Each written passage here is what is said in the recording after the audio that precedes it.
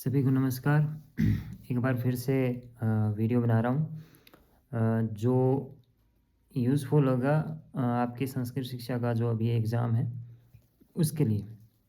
ठीक है ना? ख़ास करके जो टाइम मैनेजमेंट आपको करना है, जो मैंने जिस हिसाब से किया है या मेरे साथियों ने जिस हिसाब से किया था, तो उसी के बेस पे मैं अपना मतलब अनुभव साझा कर रहा हूँ। जो मैं ये बात जो है वो हर वीडियो में मैं आपको कहता हूँ। देखिए, शुरुआत के जो मैंने जो महसूस किया है कि आपकी जो तैयारी के है वो 3-3 फ़ेज़ होते हैं। मान लो 6-6 महीने के 3 फ़ेज़ जो अपने होते हैं इसमें। सबसे आइडियल कंडीशन मानता हूँ मैं उस चीज़ को, कि शुरुआत के जो 6 महीने हैं उसमें आप मतलब क्या है कि आस-पास की चीज़ों से, अपने सिलेबस से, ठीक है ना? इन चीज़ों से आप रूबरू होते हो। ठीक है, आपको एक रास्ता बनाना पड़ता है और आपका एक दिमाग में एक मैप बनता है कि आगे जो 1 साल मेरी तैयारी में आने जा रहा है, 6 महीनों के बाद में, कि एक रफ़ली आपने वो चीज़ें बना ली है। अब उस चीज़ पे आपको जो आपकी बिल्डिंग है तैयारी रूपी, वो कैसे किस प्रकार से आपको खड़ी करनी है। उसमें से जो अनावश्यक जो चीज़ें हैं आप उसको हटाते हो और जो आवश्यक जो चीज़ें होती हैं जो आपके पास में उस टाइम पे नहीं होती कि इसको आप कैसे अंदर लाओगे अपनी तैयारी के। तो इसी के रिलेटेड कुछ चीज़ें हैं जो मैं आपको बता रहा हूँ। देखिए, शुरू के जो जैसे मैंने कहा कि जो फर्स्ट फ़ेज़ होता है तो उसमें आपको लगभग पता लग जाना चाहिए। ठीक है ना? कि मतलब आपको साल, सवा साल हो जाता है या 1.5 साल हो जाता है या पहले भी आपने एग्ज़ाम दे चुके हैं। कुछ विद्यार्थी ये भी थे, ऐसे भी थे जिन्होंने 2018-19 में भी भर्ती फ़ाइट कर रखी थी। तो उनके कुछ सवाल इस तरीके से आते हैं कि वो एक डिसाइड नहीं कर पाते। ठीक है ना? कि मैं इस ग्रेड की करूँ या सेकंड ग्रेड की करूँ, मतलब कौन से ग्रेड में उनको जाना चाहिए। तो इस तरीके की जो चीज़ें अगर सामने आती है ना, एक्सपीरियंस होकर भी, तो मुझे कहीं न कहीं लगता है कि थोड़ी दिक्कत है। ठीक है ना? या तो तैयारी पे विश्वास नहीं है या तैयारी हुई नहीं है। ठीक है? आप सिर्फ़ एग्ज़ाम देख कर के ही मतलब वो नहीं हो जाता कि आपके पास में एक्सपीरियंस है, तो उस चीज़ का यानी फ़ायदा लेने वाला एक्सपीरियंस है, वो सिर्फ़ एग्ज़ाम देने से नहीं होता। कि आपने सिर्फ़ फ़ॉर्म भरा हुआ है, आप 2-2 3-3 घंटे कोई थोड़े दिन पढ़ लिए, फिर बाद में आपने एग्ज़ाम दे दिया। फिर आपको लगता है कि मैं थोड़े बहुत नंबरों से रह जाता। ठीक है ना? क्योंकि वो जो बेसिक चीज़ें हैं, उनमें आपको आप कर लेते हो, तो इसका मतलब ये नहीं होता कि आपने मतलब अच्छी तैयारी की है। तो उसी के कारण ये चीज़ें होती हैं। ठीक है ना? तो आपको खूब मेहनत करते हो ना जब आप मतलब असली वो कहते हैं जो शिद्दत से तैयारी करते हो, तो फिर वो आपको चीज़ें मतलब आपका रास्ता बनाने में आपको मदद करती है। सिर्फ़ ये नहीं है कि आप मतलब चीज़ों को याद कर रहे हो या जो चीज़ें आपके सामने पड़ी है, उन चीज़ों को आप पूरा मतलब रट्टा मार रहे हो, ये नहीं है। लेकिन कई बार क्या होता है, हमें डिसीज़न मेकिंग करनी होती है कई बार। जैसे शुरुआत में मैं मेरी जो बात बताता हूँ कि 2021 वाली जो रीट रद्द हुई थी उसमें मैंने एग्ज़ाम दिया हुआ था, सवा सौ के करीब मेरे नंबर बने थे। तो उसके बाद में जो है वो मैंने क्या है कि ग्रेड फर्स्ट के लिए जाना सही समझा था। उसी टाइम पे मैंने जी हेल्प जॉइन की थी 1 अक्टूबर 2021 को। ठीक है ना? क्योंकि लग रहा था कि चलो रीट में ठीक-ठाक है और मामला सेट हो जाएगा। लेकिन उसके बाद में फरवरी में जब फर्स्ट वीक में ये रीट रद्द होती है, तो वहाँ से क्योंकि मैं उस टाइम पे फर्स्ट ग्रेड की तैयारी कर रहा था, लगभग मेरा जो इंग्लिश का जो पेपर है वो कंप्लीट हो चुका था। ठीक है ना? टेस्ट सीरीज़ भी हम काफ़ी अच्छे से चल रहा था। यानी सारा मेरा ग्रामर है वो उसी बैच में हुआ था, फर्स्ट ग्रेड वाले बैच में। तो ऑलमोस्ट चीज़ें हो चुकी थी। अब उसके बाद में फरवरी के अंदर मेरे सामने एक मतलब ये बड़ा क्वेश्चन वहाँ हुआ था कि whether I should go for grade second और ग्रेड फर्स्ट। ठीक है? और फाइनल एमए मेरी हुई नहीं थी उस टाइम पे, चल रही थी। ठीक है ना? मैंने बीच में लेफ़्ट भी कर दी थी 2 साल। कोरोना में मैं प्रीवियस पास मतलब वो प्रमोट हो गए थे, अपने आप ही हुए थे। उसके बाद में रीट के लिए फिर मतलब जो ये तैयारी चल रही थी उसके लिए मैंने 2 साल एमए का सोचा भी नहीं था। तो उस टाइम पे मेरा फॉर्म फिल किया हुआ था। तो अब वहाँ पे ये सवाल आता है कि ग्रेड सेकंड का जो या ग्रेड फर्स्ट का जो पेपर है वो जून, जुलाई, अगस्त में अटकलें लगाई जा रही थी कि हो जाए। और एमए के भी एग्ज़ाम उस टाइम पे मतलब उससे थोड़ा-सा पहले होते हैं, लेकिन रिज़ल्ट का जो एक इम्पोर्टेंस होता है कि रिज़ल्ट आना चाहिए आपका जब आप एग्ज़ाम देने जा रहे हो। तो ये थोड़ी-सी कशमकश चल रही थी, तो इसको मैंने बिल्कुल मतलब एक साफ डिसीज़न ले लिया था कि अगर मैं मेहनत करूँ और ग्रेड फर्स्ट के लिए जाऊँ और खुदा न ख़ास्ता मेरा एमए का रिज़ल्ट ना आए, तो फिर मेरी सारी मेहनत बेकार हो जाए। तो मेरे लिए जो बेस्ट लगा मुझे, मैं मार्च से मैंने सेकंड ग्रेड के बैच में एंट्री ले ली थी। वहीं से ही मेरी सेकंड ग्रेड की जो असली तैयारी है वो शुरू हुई थी और मार्च को शेड्यूल भी मैंने जॉइन कर लिया था टेस्ट सीरीज़ का। तो इस तरीके से कई बार आपको बोल्ड डिसीज़न लेने पड़ते हैं और उसका फ़ायदा भी मतलब हुआ। दोनों ही मतलब सेकंड ग्रेड की भर्तियों में सिलेक्शन हुआ, ना सिर्फ सिलेक्शन हुआ, अच्छी रैंक से मतलब राजस्थान टॉप किया आपने। तो ये तभी होता है जब आपको मतलब तैयारी की होती है, आप तैयारी से वाकिफ़ हो गए होते हो, आपका सिलेबस आपको पता होता है, हर एक बारीक से बारीक चीज़ों का आपको मतलब आप वो कर लेते हैं, एनालिसिस कर लेते हैं, तो फिर डिसीज़न मेकिंग आसान हो जाती है। लेकिन जब आप चीज़ों को आधा-आधा करके छोड़ देते हैं ना, फिर आपको पता ही नहीं लगता कि कौन-सी चीज़ आपके लिए बेस्ट है। तो एक खुद पे विश्वास होता है, ठीक है ना? जब आप सेकंड ग्रेड के लिए जब मैंने मतलब कर लिया था माइंड, तो फिर ये नहीं था कि मैं फर्स्ट ग्रेड की करनी चाहिए थी या ये करनी चाहिए, वो करनी चाहिए। आज तक भी उसका मलाल नहीं है मेरे को, ठीक है ना? मैंने बहुत मतलब अच्छा किया और मेरे को अच्छा ही मिला है और ऐसा कोई मतलब मेरा रिग्रेट है नहीं। तो सबसे जो 2-4 क्वेश्चन आए थे, ठीक है ना? कि किस चीज़ की तैयारी करनी चाहिए, तो वो उनके लिए मैंने ये थोड़ा-सा बताया आपको। और इसके लिए इसके बाद में जो दूसरा जो क्वेश्चन मेन अभी आपके लिए हो कि सेकंड ग्रेड संस्कृत शिक्षा का जो है एग्ज़ाम, उसके लिए अंतिम दिनों की क्या रणनीति? देखो, अंतिम दिनों की रणनीति यही होनी चाहिए कि जो छोटे-छोटे टॉपिक हैं जिनको आप रिवाइज़ कर सकते हो, ठीक है? उनको आप ज़्यादा से ज़्यादा करें। जिनके अंदर आपका कॉन्फिडेंस अच्छा है, ठीक है? उनको आप थोड़ा-सा टाइम कम दें। कम देने का रीज़न मैं ये बता रहा हूँ क्योंकि उनमें आपको विश्वास होता है कि इस पोर्शन से मेरा कोई क्वेश्चन जाना नहीं है। और जिस पे आप मतलब आपको सबसे ज़्यादा टाइम लग रहा हो, ठीक है? और आपको लग रहा हो कि इसका अगर क्वेश्चन आ भी जाए तो हो सकता है मेरे से न हो या कई बार हमारी पढ़ी हुई चीज़ों से बाहर भी क्वेश्चन आ जाता है। तो उन चीज़ों को थोड़ा-सा टाइम कम दें आप, ठीक है ना? उनमें कोई मतलब आपको ज़्यादा फ़ायदा होने वाला है नहीं। तो फ़ायदा जो रीडिंग करनी है आपको उन टॉपिक्स की करनी है जो थोड़े से लेंथी हों, ठीक है ना? और उनमें से क्वेश्चन भी बनने की संभावना ज़्यादा से ज़्यादा हो और आपको वो समझ में भी आ रहे हों। और यहाँ इस पॉइंट पे आकर ही मेरे को जो नोट्स का मैं महत्व बताता हूँ, वो मेरे को रियलाइज़ हुआ था, ठीक है ना? मेरी एक गलती जो मैंने की थी कि मैंने नोट्स नहीं बनाए थे। नोट्स सब टॉपिक्स का मैं नहीं रिकमेंड करता कि आप हर एक टॉपिक के छोटा 1 पेज का टॉपिक है तो उसके भी नोट्स बनाओ क्योंकि नाथ की गाइड मैंने जब मैं हमेशा नाम लेता हूँ लगभग वो नोट्स की तरह ही है। उनमें कोई बहुत ज़्यादा भी मतलब ये नहीं दे रखा कि इनमें काट-छाँट करने की ज़रूरत हो, ऐसा नहीं है, बिल्कुल शॉर्ट एंड स्वीट जो बुक्स है वो।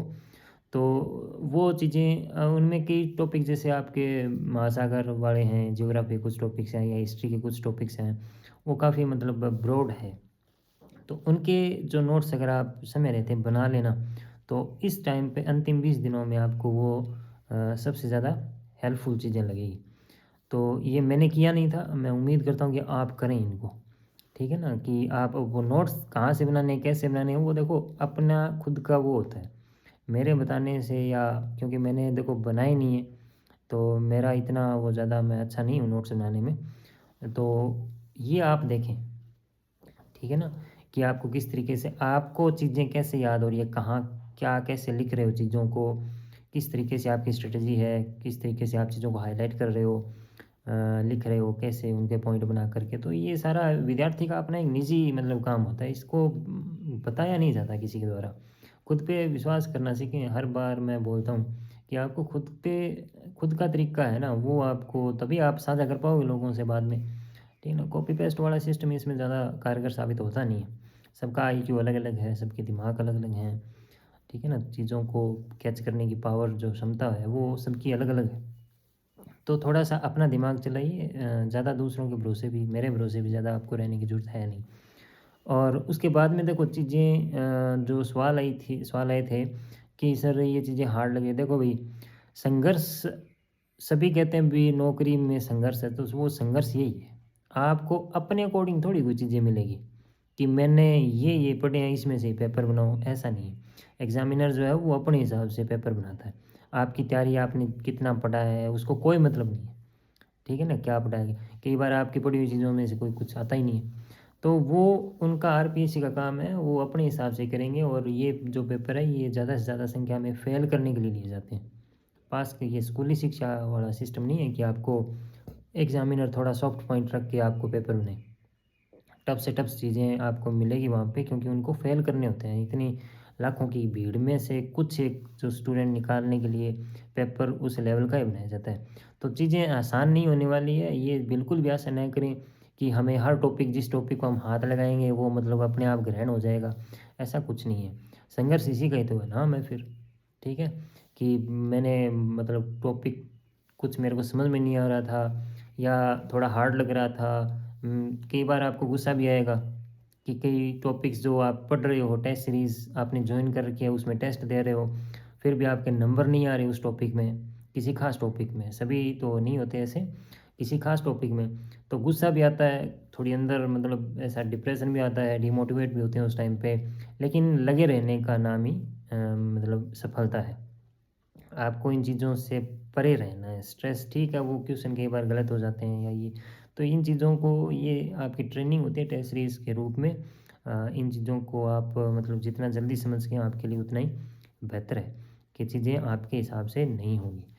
बुक्स का कोई मतलब वो नहीं है। अब जैसे किसी ने मेरे को पूछा अभी साइकोलॉजी का, साइकोलॉजी के रिगार्डिंग बहुत ज़्यादा क्वेश्चन आ रहे हैं। अब साइकोलॉजी इतना बड़ा कोई वो नहीं है, हवा नहीं है सेकंड ग्रेड के लिहाज से अगर मैं बात करूँ तो। क्योंकि अगर आप नॉर्मल से नॉर्मल बुक पढ़ते हैं और वैसे सभी नॉर्मल ही है, तो आप एक बुक उसमें से चुनते हैं, उस वो बुक आपको पास करवा देगी। चाहे आप सब्जेक्ट की बात करें, चाहे आप जीके की बात करें, चाहे आप करंट की बात करें, चाहे आप साइकोलॉजी की बात करें, आप कोई सी भी नॉर्मल से नॉर्मल बुक आप ले लीजिए, उसको आप रगड़ के मतलब पढ़ दीजिए, ठीक है ना? पी जाइए उसको पानी में घोल के जैसे बोलते हैं अपने, तो उस वो आपका सिलेक्शन करवा देगी, ठीक है? अब ये नहीं है कि आपको वंदना जादौन समझ में नहीं आ रही, उनकी बुक जो है प्रभात वाली, तो मैं सिकवाल पढ़ रहा हूँ, तो भई पढ़िए, क्या दिक्कत है? सिकवाल में क्या दिक्कत है? लेकिन आप मेरे से अगर पूछेंगे तो मैंने वो पढ़ी नहीं है, सिकवाल का मैंने कवर पेज ही नहीं देखा आज तक, या किसी अन्य जो पब्लिशिंग जो है वो मैंने आज तक मतलब ये नहीं है कि मैं एक सब्जेक्ट ले आया फिर उसको 2 दिन पढ़ा फिर मेरे को नहीं अच्छा लगा, पढ़ना किसे अच्छा लगता है? ज़्यादातर स्टूडेंट हमने यही है कि पढ़ाई से पीछा छुड़ाने चाहते हैं कि जल्दी जल्दी सिलेक्शन हो जाए, तो इनसे पीछा छूटे अपना। तो देखो ये चीज़ है कि आपको सब अपनी मनपसंद का नहीं मिलेगा यहाँ पे, ठीक है? तो आप कोई भी बुक लीजिए, उसमें से अपने आप की जो तैयारी है उसको आप जारी रखें। मन बहकाने से कुछ नहीं होगा, वो मेन चीज़ होती है आपकी। ठीक है, और बाकी इंग्लिश का मुझे बताने की कुछ ज़रूरत नहीं है। आप मॉड्यूल खरीदिए, मॉड्यूल को आप बिल्कुल अच्छी शिद्दत से पढ़िए, सब कुछ है उसमें। अब साइट्स के नाम मैं क्या बताऊँ? देखो, जो आपको कोई टॉपिक लगा और उसमें से आपने गूगल मतलब आपने आपकी जो बुक्स हैं वो पढ़ दी, उसके बाद में अगर आपको लगता है कि टेस्ट सीरीज़ में मेरे नंबर नहीं आ रहे या क्वेश्चन उसमें से आपको अलग तरीके से दिखाई दे रहे हैं, तो आप मतलब एक्स्ट्रा उसमें जोड़ने के लिए आप गूगल साइट पे जाइए। अब साइट में उसमें कुछ नहीं है, अगर किसी लेखक का है, किसी फॉरेन यूनिवर्सिटी का है या कोई अच्छे किसी जो साइटें हैं नामी गिरामी जो, तो उसमें आप कुछ कुछ पढ़िए ही, उसमें बताने की ऐसी कोई बात नहीं, कुछ चुनिंदा साइटें नहीं है अभी तक। मतलब ये थोड़ी है कि हमने कहीं से कुछ पढ़ा तो उसको लिख लिया अभी ये इस साइट का नाम है, नहीं ऐसा कुछ नहीं है। ये आने जाने वाली चीज़ें हैं, इसका कोई इतना ज़्यादा महत्व नहीं है। आपको कहीं से भी गूगल पेज आप ओपन करते हो तो उसमें शुरू की 2-4 साइटें होती है, उसको आप पढ़ लिया करो। अभी ये थोड़ी है कि इसमें आप आगे करते ही जाओ, उसको भी 10-15 साइटें पढ़ लो एक टॉपिक के लिए, तो ये तो बिल्कुल ही मूर्खता है। 2-4 साइटें होती हैं बस, ठीक है, इतना उससे ज़्यादा भी मतलब लोड नहीं है क्योंकि सिलेक्शन जो होता है वो किताबों से होता है। ठीक है ना? तो वो तो आपकी चलो एक श्रद्धा है तैयारी के प्रति, आपके नौकरी के प्रति कि आप बुक्स के अलावा भी मतलब ये कर रहे हो। अब ये नहीं है कि आपने बुक्स को तो ज़्यादा पढ़ा ही नहीं और साइट पे आपको किसी ने बता दिया कि ऑनलाइन एमसीक्यूज़ निकालने हैं, तो आप मतलब मोबाइल ही ले सारे दिन मोबाइल ही मोबाइल लेते रहो। तो ये बहुत बहुत बड़ी गलती है। पहले आप उसको अगर आप ये हो जाए कि बुक्स का 100% हो चुका है, इसमें कुछ नहीं रहा, फिर आप मतलब एमसीक्यूज़ की तरफ जाएँ। और प्रैक्टिस के लिए देखो टेस्ट सीरीज़ ही है, मैं बार-बार यही कहूँगा, टेस्ट सीरीज़ आप जॉइन करिए। हर शेड्यूल हर वीक में आपका एक पेपर दीजिए, जिसमें अच्छा खासा सिलेबस हो, आपका पूरे 1 हफ्ते का 5-4 दिन का जितना भी उनका होता है, वो अच्छे से पढ़ो और उसको आप तैयारी तो है वो, प्रैक्टिस ही तो हो रही है ना आपकी। प्रैक्टिस बुक ये थोड़ी है, वो ज़माना चला गया 10 मॉडल पेपर वाली, 15 मॉडल पेपर, वो बिल्कुल मतलब अपने बागड़ी में धाप के रख दी चीज़ें, ठीक है। अभी पता नहीं कब 1995 वाले क्वेश्चन आपको मतलब उसमें मिल रहे हैं, तो मैं नहीं समझता कि आज वो इतने ज़्यादा कारगर साबित होंगे। तो वो चीज़ नहीं, आप आज के मॉडर्न जो टाइम है, पेपर का ट्रेंड बदल चुका है, पेपर का जो क्वेश्चन बनाने का जो तरीका है वो बदल चुका है, नई चीज़ें शामिल हो गई है, पुरानी चीज़ों को हटा दिया गया है। तो आप मतलब ये टेस्ट सीरीज़ ज्वाइन करिए, यही बेस्ट है। और मैं मेरे को नहीं पता, ना ही आप मेरे से पूछें कि इसके अलावा क्या करना है क्या नहीं करना है, मेरे को कुछ पता ही नहीं है। मैंने यही किया था, शेड्यूल मेरे पास में था, क्लास से मैं जीएलपी में ज्वाइन कर रहा था। फर्स्ट पेपर ऑलमोस्ट मैंने अपने बिहाफ पे किया है, बुक्स को पढ़ा है, उसका मैंने किसी से कोर्स वगैरह नहीं परचेज़ किया था। जो मेरे पास में बुक्स थी, मैंने उसका कवर पेज नहीं देखा, ठीक है ना।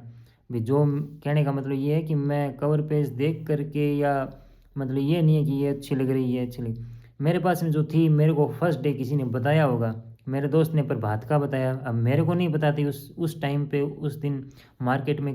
ये ऐसा थोड़ी अभी प्रभात ही चल रही थी, और भी बुक्स चल रही थी, 5-7 पब्लिकेशन की आती है साइकोलॉजी, लेकिन मैं उसने बोल दिया और मैं ले आया, और उसको भाई साहब 60-70 बार पढ़ा गया था रीड के टाइम।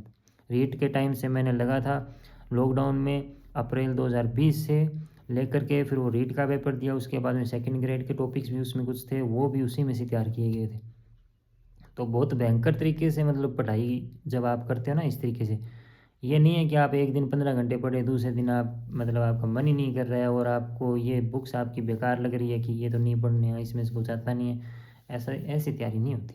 आपको जब पहले दिन आपकी बुक्स आती है, और पेपर के टाइम तक जितने ही महीनों की आपकी तैयारी हो, आपकी बुक्स ऑलमोस्ट वही रहनी चाहिए, ठीक है। कुछ उनमें कमी हो या उसमें कोई टॉपिक नहीं हो, तब आप दूसरी बुक्स की या अन्य सोर्सेज की बात करें। बाकी इधर उधर ये किताबें छोड़ने के बहाने लगते हैं, ये कोई पढ़ाई की इसमें ये नहीं है वो नहीं है, कमियां दूसरों में नहीं है, कमियां हम हमारे अंदर ही है, सिस्टम में कोई कमी नहीं है कि इस टॉपिक का ये ऐसे है वैसे है, इसमें से ये नहीं होना चाहिए वह नहीं होनी चाहिए। तो ये तो पढ़ाई ना करने के बहाने हैं, ठीक है। आपका काम है कि आप लगे रहें, आप एक बुक्स का या जितनी भी आपके सोर्स हैं वो पहले दिन से आपके डिसाइड हो जाएं, या शुरुआत के दिनों में आपको पता लग जाए, आपको ये हो जाए भी हाँ ये सोर्स है, ये सोर्स मेरे लिए या मेरे बस की बात नहीं है, तो उसको छोड़ दो, और जो आपको लगे उसमें विश्वास हो तो आप उसको कीजिए। और चीज़ें वही बात, फिर से कहूँगा कि आसान नहीं होने वाली है, सब चीज़ें आपके अकॉर्डिंग नहीं आएगी। इंग्लिश का आपको सर बता ही रहे हैं, मैं भी वही बताऊँगा, ठीक है। और जीके का साइकोलॉजी का जो सिस्टम जो मेरे समझ में था वो मैं आपको बता चुका हूँ। और संस्कृत शिक्षा के लिए मैं आपको अग्रिम शुभकामनाएं देता हूँ। बेरोज़गारी का जो एक बोझ आप ढो रहे हो, भगवान करे कि वो मतलब ये मिट जाए इस पेपर के बाद में, और पढ़ते रहिए, बढ़ते रहिए, ठीक है। आज के लिए इतना ही, थैंक यू।